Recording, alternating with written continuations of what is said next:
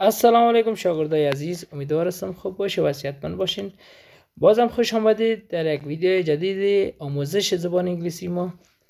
امروز باز هم فقرات کوتاه که زیاد استفاده میشن در زبان انگلیسی برای شما تکرار میکنم. آنها را شما تکرار کنید و همچنان بنویسید. Don't go. Don't go. نروید. Please go. Please go. لطفاً بروید.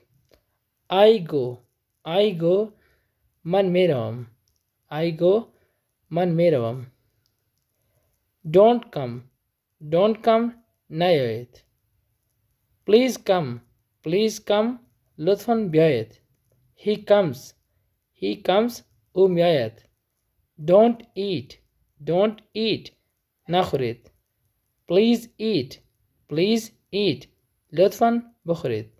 She eats. She eats. او میخورد. Don't discuss. Don't discuss. بحث نکنید.